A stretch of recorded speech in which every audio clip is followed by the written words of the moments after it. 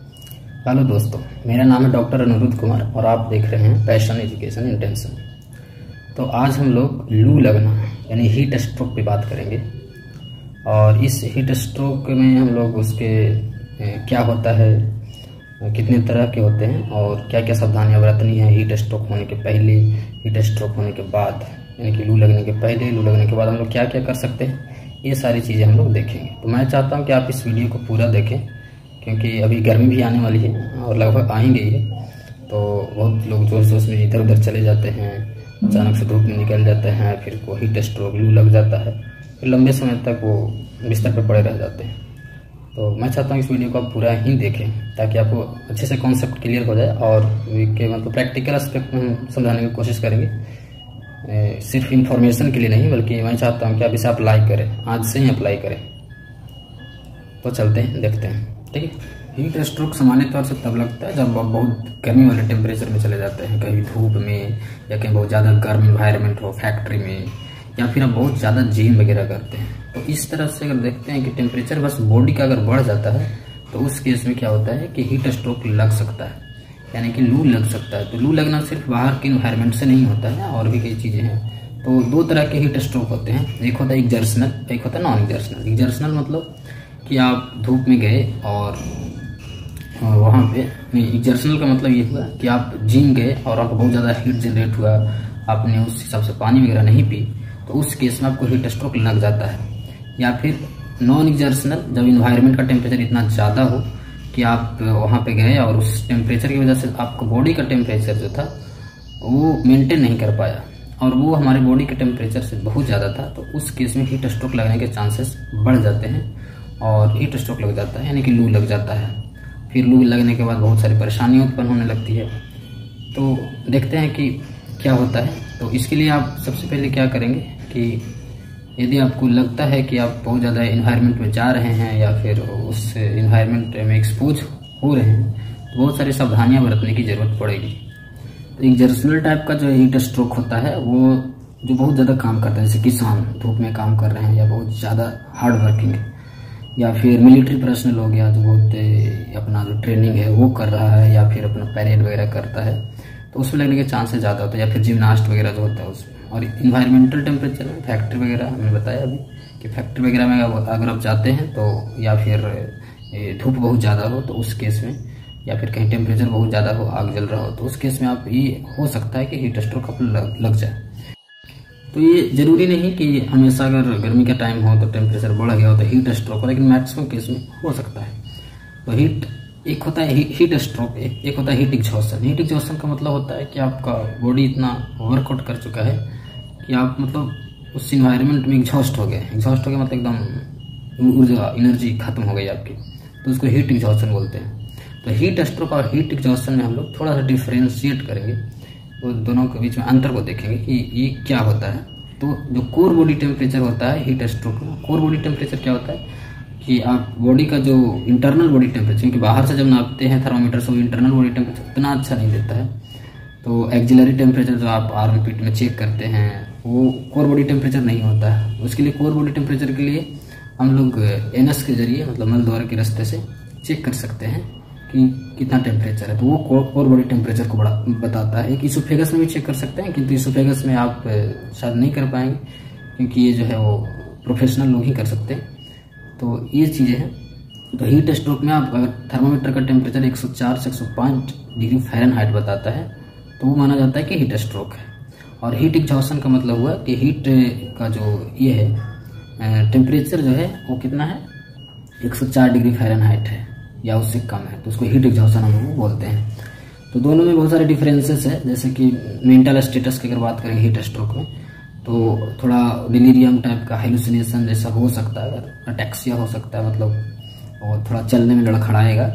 और heat exhaustion में थोड़ा डिजीनेस, चक्कर जैसा लगेगा उसको, या फिर क्या कहते हैं उसको, थोड़ा कन्फ्यूजन वगैरह होगा। और थोड़ी देर में वो ठीक हो जाएगा, मतलब 30 मिनट के अंदर अंदर वो ट्रीटमेंट के साथ ठीक हो जाता है, तो उसको हीट एग्जॉस्शन बोलते हैं। लेकिन हीट स्ट्रोक 30 मिनट के अंदर ठीक नहीं होता है। इसके अलावा एयर वे ब्रीदिंग वगैरह अगर देखते हैं, और भी चीज़ें अगर देखते हैं, तो एयर वे जो होता है वो अल्टर्ड मेंटल स्टेटस के कारण, या फिर टैकिपनिया हो सकता है, बहुत तेज सांस लेगा हीट स्ट्रोक के केस में। हीट एग्जॉशन के केस में टैकिपनी हो सकता है, इसमें भी हो सकता है। सर्कुलेशन की अगर बात करते हैं तो इसमें हाइपोटेंशन यानी कि बीपी वगैरह हीट स्ट्रोक में कम हो सकता है और हार्ट बीट ज़्यादा देखा जा सकता है, किंतु हीट एग्जॉशन में ब्लड प्रेशर ज़्यादा नहीं होता, मतलब हाइपोटेंशन नहीं होता है, ब्लड प्रेशर नॉर्मल लेवल होता है।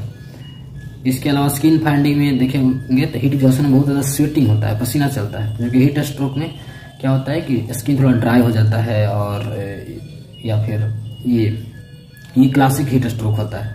और भी चीज़ें हैं, जैसे हीट स्ट्रोक में वोमिटिंग हो सकता है, उल्टी हो सकता है, दस्त हो सकता है, डायरिया हो सकता है, ये सारी चीज़ें होती हैं।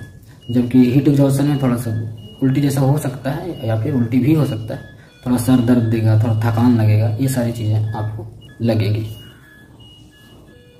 तो हीट एग्जॉशन में टेम्परेचर तो बॉडी का बढ़ा होता है, और आप देखेंगे कि इसका टेम्परेचर पैरासीटामोल से आप नहीं कम कर सकते, क्योंकि इसका जो हमारा बॉडी रेगुलेटिंग सिस्टम होता है वो फेल हो जाता है। जब फेल हो जाता है उसके बाद ही हीट स्ट्रोक होता है, तो इसलिए फिर आप पैरासीटामोल वगैरह से ठीक नहीं कर सकते, तो आपको बहुत सारे चीज़ें सावधानी हो।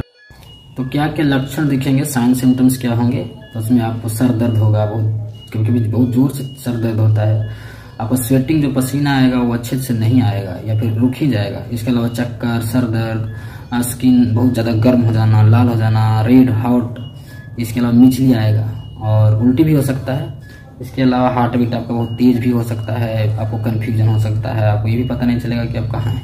अगर और ज़्यादा बढ़ता है तो आप उसका गेट जो है, चलने फिरने का जो गेट है वो अच्छे से नहीं चल पाएगा, और वो मिर्गी का दौरा भी पड़ सकता है। तो ये सारी चीज़ें आएंगी उस केस में। हीट स्ट्रोक मैक्सिमम केस में देखा गया कि जो बच्चे होते हैं, न्यू बॉर्न्स होते हैं, जो भी 28 दिन के जो बच्चा एज कम है, वो छोटा बच्चा हो गया, या 1 साल के कम बच्चों में भी देखा गया, चिल्ड्रन बच्चों में ज़्यादा होता है, या बुढ़ों में भी बहुत ज़्यादा होता है, और जो बहुत ज़्यादा वर्कआउट करते हैं उन सब के केस में, या फिर रिगरस एक्टिविटी करता है बहुत ज़्यादा टेम्परेचर में, ये सब रिस्क फैक्टर्स हैं, ये सब रिस्क हैं कि इन सबों में ज़्यादा हीट स्ट्रोक होता है। इसके अलावा जो हीट स्ट्रोक होता है उसको हम लोग मैनेजमेंट कैसे करेंगे, तो आपको जैसे ही लगता है कि हीट स्ट्रोक हो गया या फिर वो लू लग गया, तो उस केस में आप क्या करेंगे कि आप अपने से उस पर्सन को क्या करना है कि एक खुले स्थान पे ले जाना है, जहाँ पे अच्छी हवा आ रही हो, जहाँ छायादार एरिया हो, और बहुत अच्छा इन्वायरमेंट का टेम्परेचर बहुत ज़्यादा ना हो, मतलब नॉर्मल टेम्परेचर हो, वहाँ पे ले जा सकते हैं। उसका जो क्लोथिंग होता है, कपड़ा अगर बहुत ज़्यादा पहना तो हटा दें, मैक्सिमम उसका कपड़ा हटा ही नहीं तो अच्छा रहेगा। इसके अलावा जो होता है वो टेम्परेचर को मेंटेन करने की कोशिश करना है। टेम्परेचर को मेंटेन करने के लिए आपको, क्योंकि पैरासीटामोल तो इसमें काम करता नहीं है, तो उस केस में आप क्या करेंगे कि जो फैन वगैरह है वो चलाएंगे उसके सामने, और उसको जो उसका शरीर होता है ना उसको भिगाना है, स्किन वाटर जो टॉवल वगैरह को भिगा करके उसके ऊपर रख देना है, और फिर फैन को चलाना है। इससे बॉडी टेम्परेचर उसका कम होगा। अगर आइस पैक्स है तो वो भी लगा सकते हैं कुछ एरिया में, जैसे कांख वाले एरिया में, आर्मपिट वाले एरिया में, ग्रोइन वाले एरिया में हो सकता है, गर्दन, पैक, एक साइड में आप बर्फ भी लगा सकते हैं अगर आइस पैक्स अवेलेबल है तो। और ये अगर पॉसिबल हो तो आप ठंडे टेम्परेचर अगर का वाटर है तो उसमें भी आप पर्सन को आप डुबा सकते हैं। मतलब मुड़ी नहीं डुबाना है, सर नहीं डुबाना है, ये देखना है। बच्चों को हम लोग जनरली इतना कम टेम्परेचर में नहीं डुबोते हैं, क्योंकि उसको हाइपोथर्मिया का चांसेस होता है, तो बच्चों पर थोड़ा सावधानी बरतनी है। तो इस केस में आपको तो क्या क्या करना है, छायादार स्थान में ले जाना है, क्लोथिंग को हटाना है, कपड़े को हटाना है, उसके बाद टेम्परेचर वगैरह को कम करना है, मतलब कम करने के लिए फैन वगैरह चलाना है, उस पर टॉवल वगैरह भिगा करके नॉर्मल जो ठंडा पानी है उससे रखना है। और अगर ज़्यादा लग रहा है तो उस केस में आप बच्चे को या फिर जिसको भी हुआ हीट स्ट्रोक अगर नहीं संभलने लायक है तो आप उसे हॉस्पिटल भी ले जाएं। लेकिन फर्स्ट एड के तौर पर जो हमने बताया वो आप कर सकते हैं, तो वो आप करें।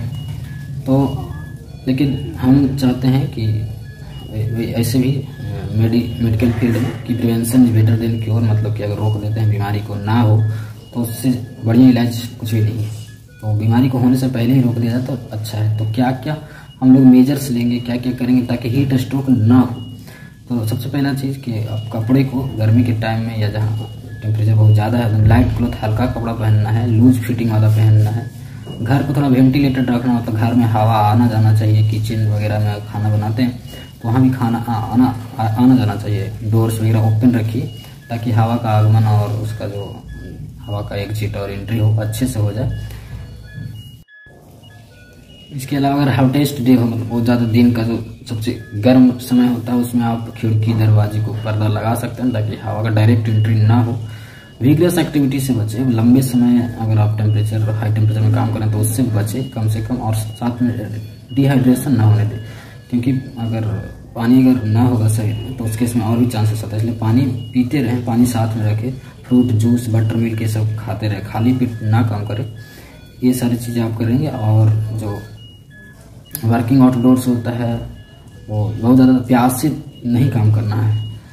ये सारी चीज़ें आप मेजर लेंगे। धूप में जाएं तो छाता वगैरह लेकर के जाएं, लंबे समय तक ना निकले धूप में, और धूप से कोशिश हो तो बचने का ही प्रयास करें।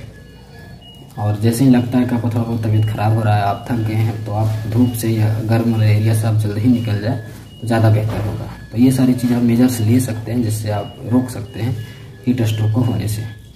बच्चों में हीट स्ट्रोक से रोकने के लिए क्या करेंगे, बच्चे को बार बार हम लोग और भी दूध पिलाएंगे, ब्रेस्ट फीडिंग बार बार कराएंगे। फ्रीक्वेंसी अगर 8 बार 12 बार कराते हैं तो और थोड़ा बढ़ा दें, 16-18 बार आप कर सकते हैं। अगर 6 महीने से कम का बच्चा हो तो कॉम्प्लीमेंट्री फीडिंग जो हम लोग देते हैं, कॉम्प्लीमेंट्री फीडिंग मतलब जूस वगैरह दे देते हैं, दलिया खिचड़ी ये सब खिलाते हैं, तो वो उसको खिलाते रहें। और जो हॉर्सेस वगैरह जो होते हैं, मतलब बच्चे को उस स्थान पे ले जाए जहाँ पे टेम्परेचर एकदम कम हो, एकदम कूलेस्ट प्लेस पे जा कर के रखना है।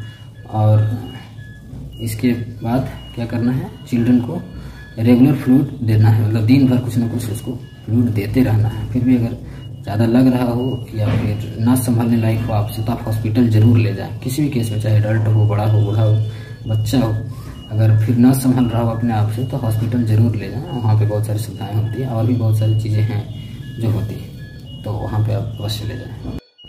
हीट स्ट्रोक या लू लगता है तो उसके साथ उसे इग्नोर ना करें, क्योंकि अगर इग्नोर कर देंगे तो कॉम्प्लिकेशंस और भी बढ़ते चले जाएंगे। हो सकता है सांस लेने वाले में दिक्कत हो, हार्ट बीट एकदम एबनॉर्मल हो जाए, इरेगुलर हो जाए, तो ये हो सकता है। मिर्गी आ सकता है, फरका आ सकता है, लीवर टॉक्सिसिटी बाद लीवर फेलियर भी होने के चांसेस बढ़ सकते हैं, ब्रेन में दिमाग में पानी भर सकता है, तो ये सारे कॉम्प्लिकेशन हो सकते हैं। फिर और भी ज़्यादा मुश्किल हो जाएगा उसको संभालना। तो आप जब तक लगता है कि हल्का है तो आप संभाल सकते हैं तो संभालिए, नहीं तो हॉस्पिटल ले जाइए, देर नहीं करना है। ठीक है।